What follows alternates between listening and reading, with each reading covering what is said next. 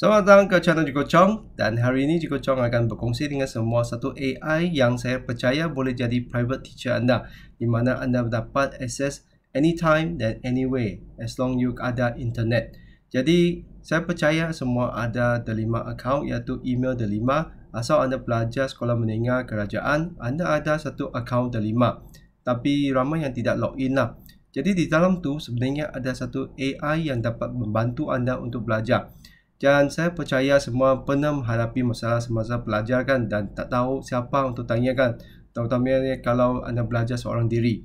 Jadi untuk hari ini saya akan berkongsi dengan anda semua, anda sebenarnya ada satu AI dalam anda punya delima tu untuk membantu anda. Jadi anda hanya perlu login delima tu, selepas tu pergi ke AI tu. Di sini anda nampak ChatGPT, tekan dia. Jadi di sini anda hanya perlu masukkan apa-apa soalan atau apa-apa yang anda tak faham dalam anda punya buku teks, atau apa-apa yang anda tak faham tu, dan ChatGPT itu akan bagi anda penyelesaian. Jadi di sini saya bagi contoh, iaitu soalan daripada buku teks tingkatan 4 ni. Katakanlah saya tak pandai buat soalan 11 ni dan saya tak fahamnya. Jadi apa yang saya perlu buat, saya hanya perlu print screen soalan 11 tu. Selepas tu saya pergi ke bahagian ChatGPT tu dan saya paste. Jadi saya tekan enter selepas dia upload. Dan sini saya hanya perlu tunggu ChatGPT untuk menerangkan kepada saya. Jadi di sini anda nampak dia gunakan bahasa Inggeris kan. Jangan bimbang, nanti saya hanya perlu tekankan arahan supaya dia keluarkan bahasa Melayu. Jadi tunggu sekejap, dia akan habiskan. Jadi di sini dia guna bahasa Inggeris. Okey, jadi kita hanya perlu bagi arahan. Jawab dalam bahasa Melayu.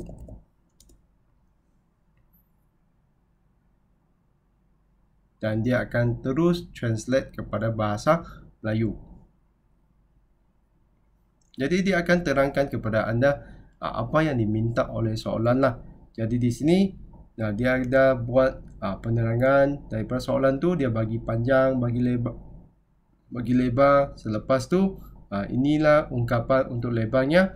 Jadi kita nak ungkapkan luas, jadi luas tu adalah sama dengan panjang dan lebar. Jadi saya percaya penerangan daripada ChatGPT ini cukup lengkap lah.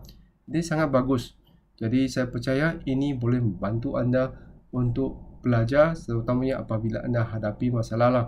Tetapi saya nak ingatkan jugalah, gunakan ChatGPT ini bukan untuk bantu anda buat latihan, tetapi untuk bantu anda belajar lah.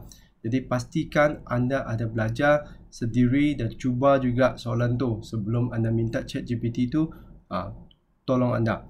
Jadi selain tu, kalaulah anda rasa latihan dalam buku teks itu tak cukup, anda boleh minta ChatGPT ini untuk buat latihan bagi anda. Contohnya latihan persamaan kuadratik, dan anda boleh bagi lagi arahan yang lebih jelas, contohnya aras rendah. Okey, anda mulakan dengan aras rendah dahulu. Dan anda tunggu sekejap, dia akan bagi anda latihan. Jadi sebenarnya dia adalah sangat berguna lah, bukan saja untuk pelajar, dan juga sangat berguna untuk guru, supaya kita dapat buat latihan lebih. Jadi di sini sangat cepat dia dapat hasilkan latihan-latihan tu.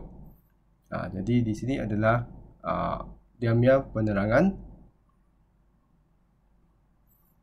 Jadi ada arahannya sekali. Dan katakanlah kalau anda selepas you cuba, anda nak dapatkan dia punya jawapan. Jadi apa yang you buat? You hanya perlu print screen. Jadi ambil soalan tu. Lepas tu anda hanya perlu paste ke bahagian soalan tu, bahagian chat, dan dia akan keluarkan jawapan untuk soalan tadi. Jadi kita lihat dia ada terangkan sekali dengan arahan tu, sekali dengan penerangan yang sangat detail. Jadi setiap soalan dia akan bagi anda penerangan macam mana dia dapatkan jawapan tu. Jadi inilah contohnya. Kalaulah anda nak gunakannya untuk bahan belajar yang lain, contohnya kalau anda nak buat nota, anda juga boleh tekan masuk arahan tu untuk dia buat nota. Jadi jenis penfaktoran, tekan kalau anda tak ada buku teks dan anda nak tahu jenis penfaktoran persamaan kuadratik, anda hanya perlu masukkan arahan di sini.